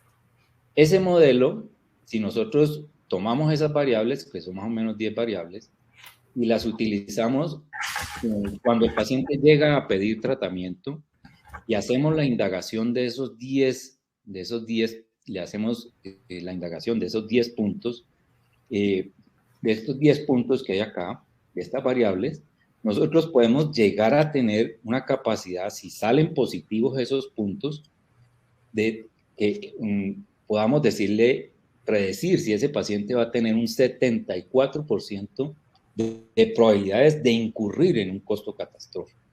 Yo pienso que esa es una herramienta que se puede usar al momento de que el paciente ingrese al programa, se le hace esa especie de tamización y de una vez, si va a haber algún programa que mitigue esos costos, ese paciente ingresarlo, puesto que aquel paciente que desde el primer mes ingrese en costo catastrófico va a permanecer en costos catastróficos todos los 6 meses.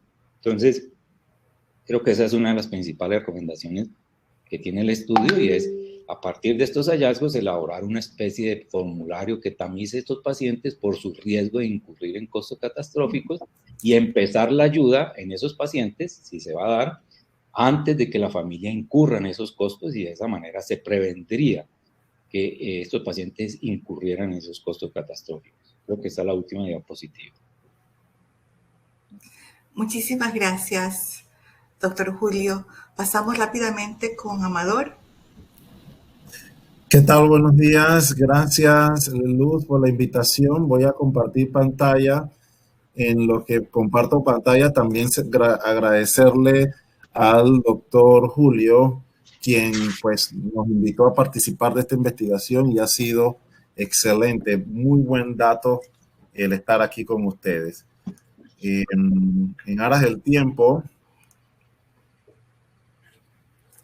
¿estamos bien? Sí, observamos su pantalla. Perfecto. Gracias nuevamente. Hoy hacemos, luego de esta presentación maravillosa de Castos, y sé que van a haber muchas preguntas y les agradecemos la pregunta.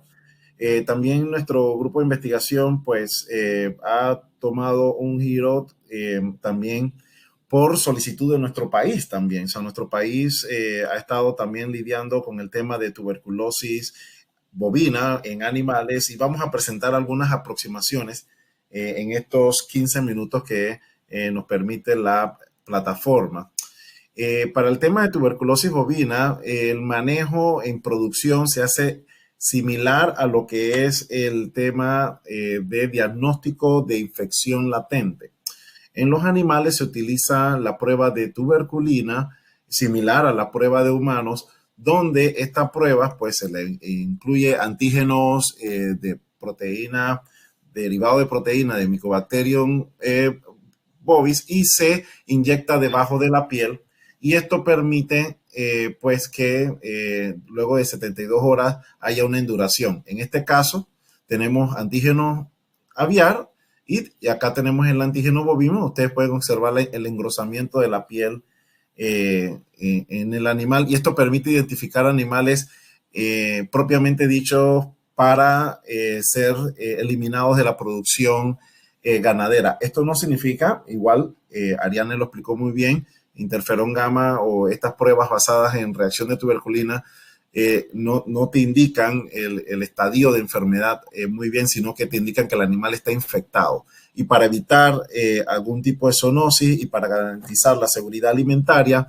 pues a lo largo de los países del mundo se establece que un animal con una prueba de tuberculina positiva debe ser enviado al matadero y ser sacrificado, cosa que no ocurre con los seres humanos. ¿Cómo ocurre esto? Bueno, ya explicamos la adición de antígenos debajo de la piel. Estos antígenos son reconocidos por células de memoria y células presentadoras de antígenos y se provoca una infiltración celular en el punto de inyección de antígenos y luego de esta infiltración celular hay una liberación de citoquinas conocida como interferón gamma, interleucina 8, TNF-alfa y otras citoquinas más. Y eso es lo que provoca el proceso de inflamación caracterizado por reclutamiento de células y citoquinas y otros caracteres. Este mismo respuesta la podemos replicar en un tubo de ensayo donde colocamos la sangre del animal, la exponemos a los antígenos y estas células van a liberar estos mediadores o estas citoquinas. Básicamente, cuando lo hacemos de esa forma, podemos hacer mediciones en el laboratorio a través de plataformas de ELISA o a través de plataforma ELISpot, en la cual podemos cuantificar esta respuesta de interferón gamma y se hace muy fácil hacerlo en el laboratorio. De hecho, cuando empezamos a comparar la herramienta de prueba de tuberculina o PPD con el interferón gamma, encontramos algunas características que son de beneficio. Por ejemplo, en el caso de los protocolos, para la tuberculina PPD, pues es una inyección intradérmica y hay una lectura de 72 horas. Mientras tanto, que el interferón gamma es una sola toma de muestra y la lectura se hace a las 24 horas. Tenemos un micrófono. Luego, en el tema de costos, es importante destacar que la prueba de tuberculina, al igual que en los seres humanos, requiere de 2 visitas. Es decir, en este caso, el veterinario tiene que ir 2 veces a la finca. Igual, en el ser humano, pues tiene que regresar el paciente al hospital. Mientras tanto, que la prueba de interferón gamma es una sola punción y una sola visita de técnico. La desventaja es que requiere ese seguimiento y carece de objetividad. La PPD, pues ustedes vieron que necesitamos herramientas calibradas para poder determinar el grosor de la piel. Y en el caso de interferón gamma se requiere una estructura de laboratorio simplemente. Bueno, yo les voy a presentar un par de casos acá. Básicamente son 2 casos donde utilizamos estas herramientas. El primero de ellos es en la provincia de Boca del Toro, allá en el año 2003, donde se estuvo evaluando por la doctora Cecilia Escobar el rol de interferón gamma en comparación a la prueba de tuberculina. Acá se logró realizar en una amplificación por PCR, cultivo de Mycobacterium bovis y inspección por morte. Todos estos 3 parámetros son utilizados como estándar de oro para poder comparar y evaluar estas metodologías.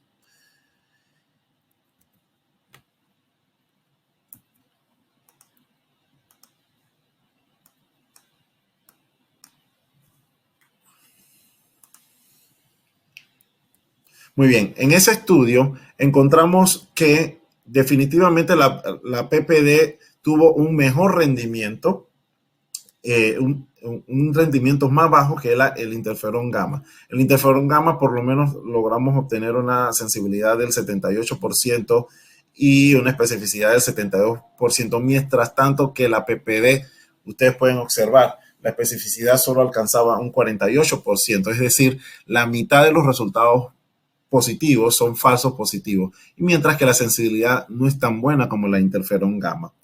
Obviamente, esto nos crea deficiencia en lo que es el valor predictivo, tanto positivo como negativo. Es decir, para el caso de la prueba de tuberculina, pues tiene la ventaja que prácticamente el 52%, o sea, la mitad, pues pueden ser falsos negativos y el 56% pueden ser falsos positivos. Mientras que estos parámetros mejoran mucho más al utilizar la prueba de interferón gamma, donde la cual alcanzamos un valor predictivo del 75% y un valor predictivo positivo del 75%. Es decir, el de interferón gamma es más sensible, es más específico y tiene mejor desempeño en campo. Y bueno, eso fue en el 2003. 10 años después, nosotros ya, pues luego de ese brote hubo un control, digamos ya para el año 2005, nuestro país ya no registraba tuberculosis bovina, luego hubieron quizás un hato infectado para el 2007, pero luego en el 2000 pasaron los años sin reporte de tuberculosis bovina y en el 2013, en este reporte que hizo el doctor Fermín Acosta, que nos acompaña esta mañana de hoy, se logró identificar una finca con casos confirmados de tuberculosis bovina, y ahí pues la importancia de la investigación científica. Casi que 8 años después se nos acerca el Ministerio de Desarrollo Agropecuario en conjunto con el Instituto de Investigaciones Agropecuarias y DIAP, y nos piden colaborar para poder entender este brote de tuberculosis bovina en la provincia de Coclé. Este artículo está en la revista del CDC, Emerging Infectious Disease. Este trabajo se realizó en esta provincia, en Santa Rita, justo antes de la ciudad de Antón. Y ahí estuvimos trabajando casi por 3 años con una finca de 2,000 animales que manejaba en modalidad establo, estaba todo estabulado, es decir, los animales están en muy buenas condiciones, reciben alimento, agua, están bajo techo, o sea, no tienen condiciones adversas. Y bueno, aquí había unos casos de tuberculosis bovina que aprovechamos para estudiar también este tema de esta enfermedad. Estas fincas pues, principalmente eran fincas lecheras que proveían leche a industrias panameñas. Aquí vemos las facilidades que tenían muy de tecnología, muy de alta punta. Y bueno, acá hicimos exactamente lo mismo. Los animales, todos los animales se le aplicaban los antígenos PPD. Aquí ustedes ven la jeringuilla. Estamos trabajando acá con nuestro colaborador Jacobos de Ward y Cecilia Escobar, también del IDIAP. Y simultáneamente que aplicábamos la PPD, pues tomábamos muestra de sangre para la prueba de interferón gamma. Todo esto lo realizamos en campo, llevamos el laboratorio, el Indicasat a campo a realizar esto al lado del animal para facilitar el trabajo. Acá está nuestro colega, el doctor Ricardo Correa, también que estuvo participando en este proyecto. Y luego las muestras eran enviadas a Indicasat, donde hacíamos los análisis de interferón gamma para comparar los resultados. Esto también llamó la atención de estudiantes investigadores de Colombia, como la Universidad de Cundinamarca, que también vinieron a apoyarnos, y este es Paul. Un punto importante de esto es nuevamente la confirmación de esta enfermedad en matadero, lo cual no podemos hacer con el ser humano.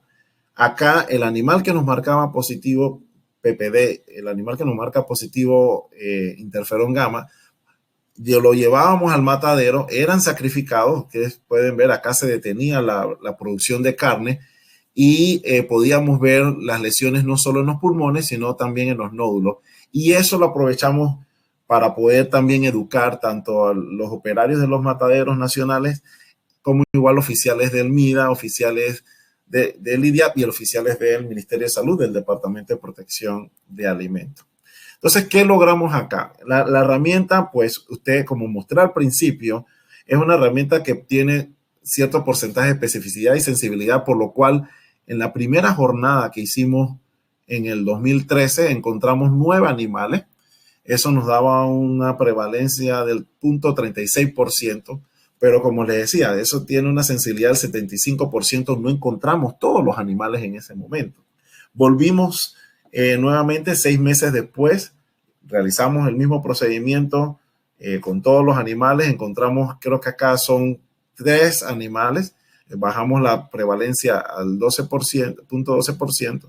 6 meses después, en febrero del 14, al 8, al 4. Bueno, al final, a lo largo de casi 2 años, logramos controlar la presencia de animales infectados latentemente en esta finca de la provincia de Coclé con la herramienta interferón gamma. Como ven, es un proceso largo porque hay que esperar estos periodos para realizar estas jornadas. Según la normativa nacional, se debe realizar cada 6 meses.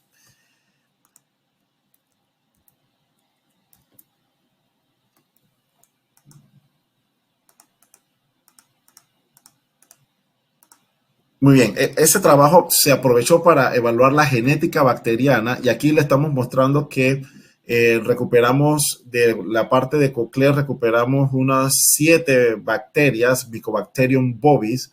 Esta es una bacteria que, similar a Mycobacterium tuberculosis, es la que infecta a los animales, y la comparamos con las bacterias que fueron aisladas casi que 10 años anteriores en el brote de Boca del Toro. Y ustedes pueden observar que genéticamente estos brotes son totalmente distintos, son separados, y de hecho la hipótesis que estamos tratando de elucidar o manejar es que estos fueron introducciones de la bacteria a través de la comercialización de animales en frontera.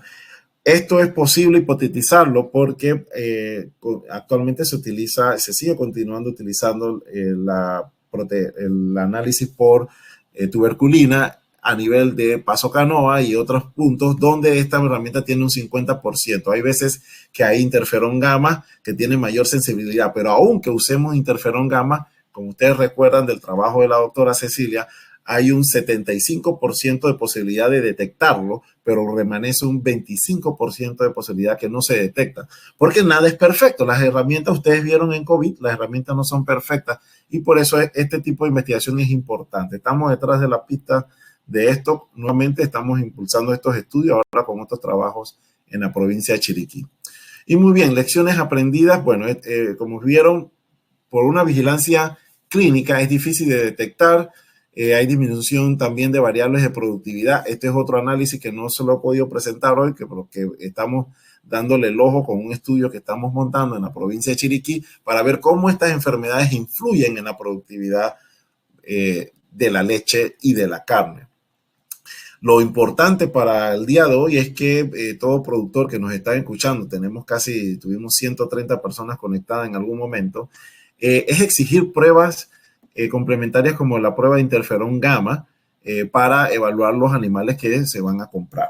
Estas pruebas deben estar negativas desde el país de origen y así se puede garantizar la sanidad del animal. De igual forma, atender los programas de control zoosanitario del gobierno. Esto lo hace el MIDA cada 6 meses y monitorear su finca periódicamente. Lo puede hacer con nosotros, que también estamos desarrollando estas investigaciones.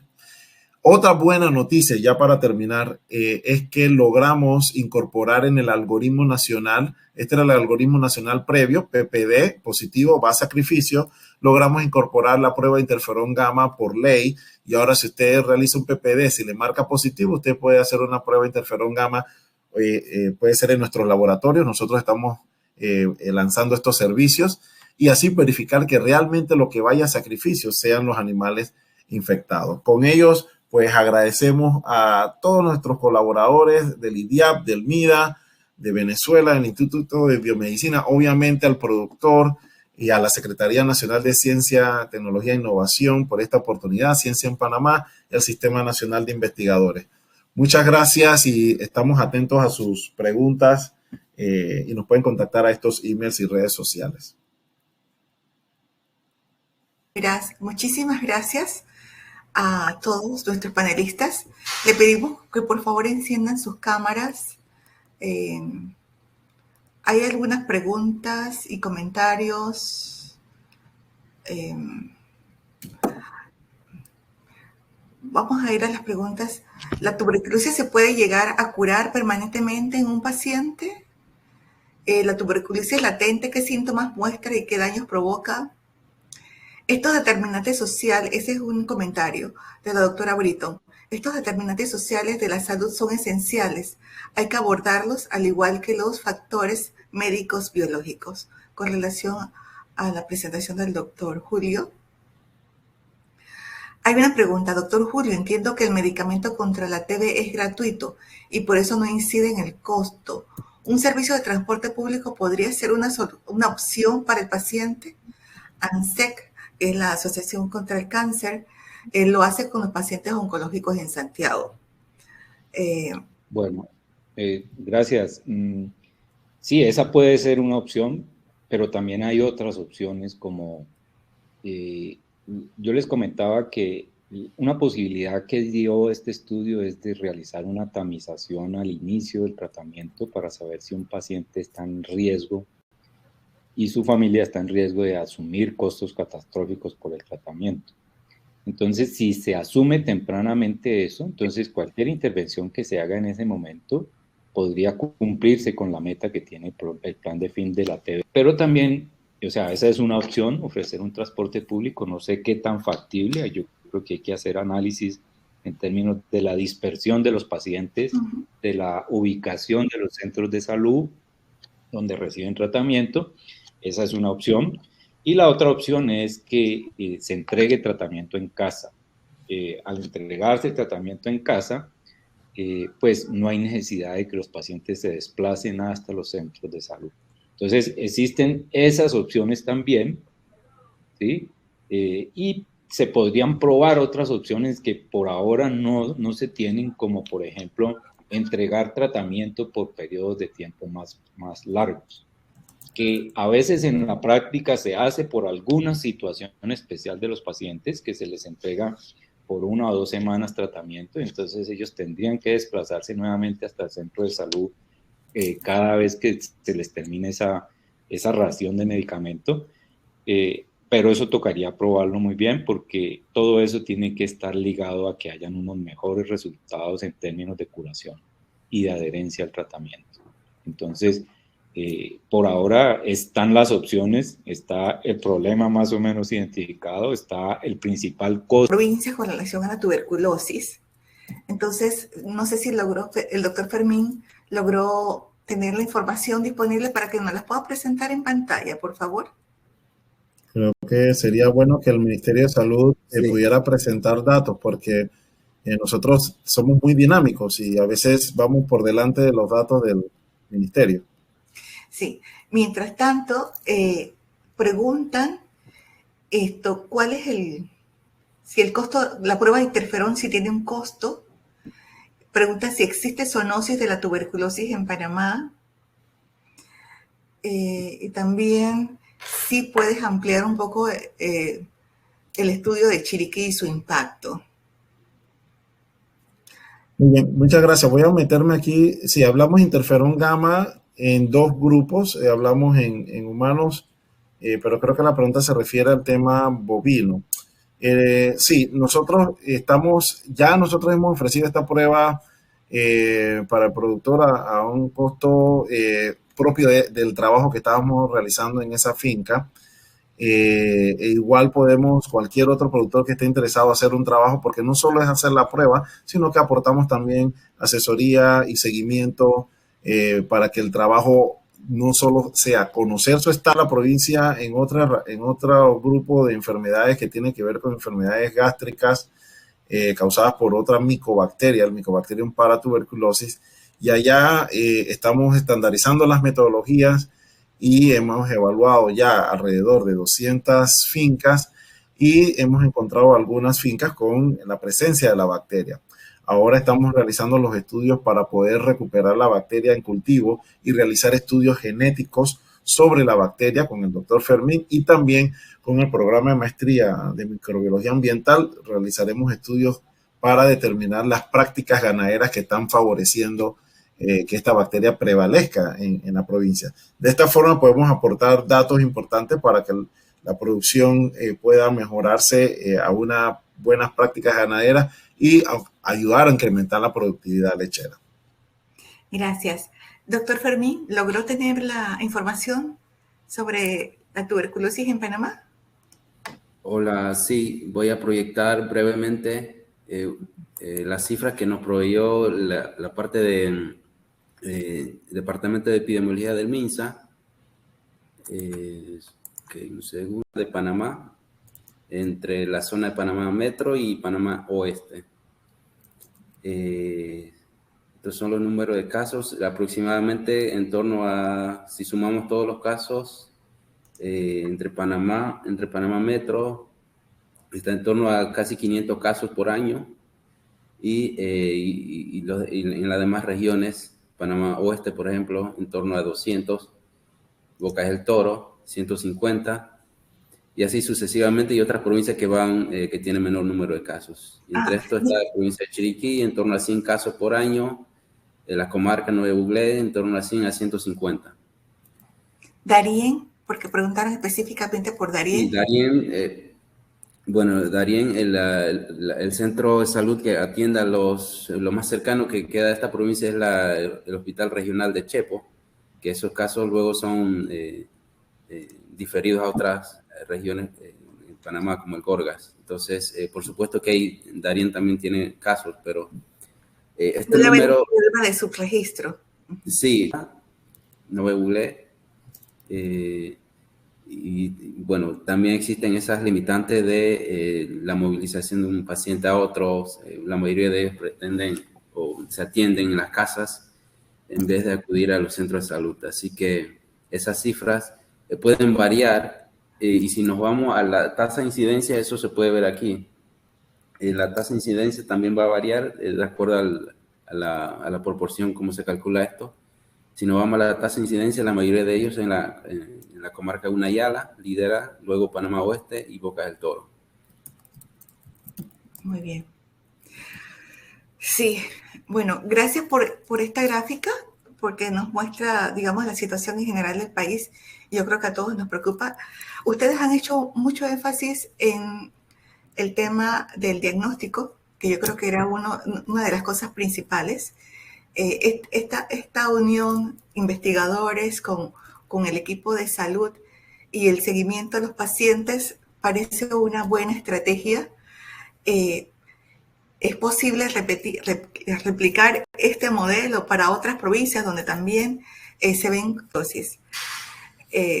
Vamos a pasar la palabra a Amador y quisiera que después los otros panelistas pudieran abordar un poco el tema de esta investigación aplicada y básica, porque no es solamente la investigación aplicada, también hay mucha investigación básica.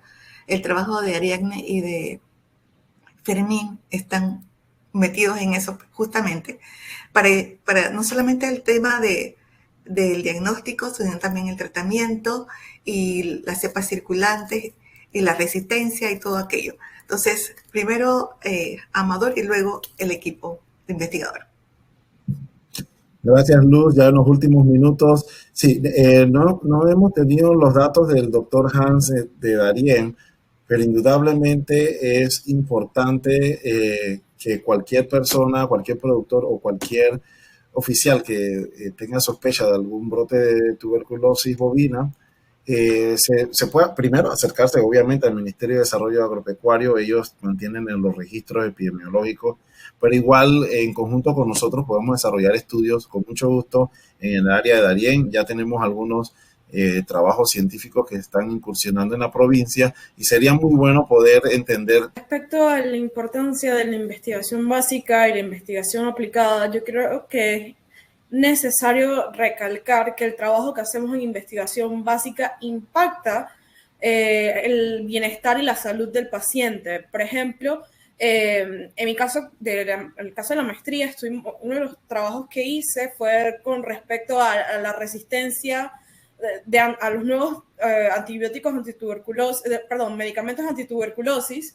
Y eso, a pesar de que es una investigación básica en el laboratorio, viendo genética,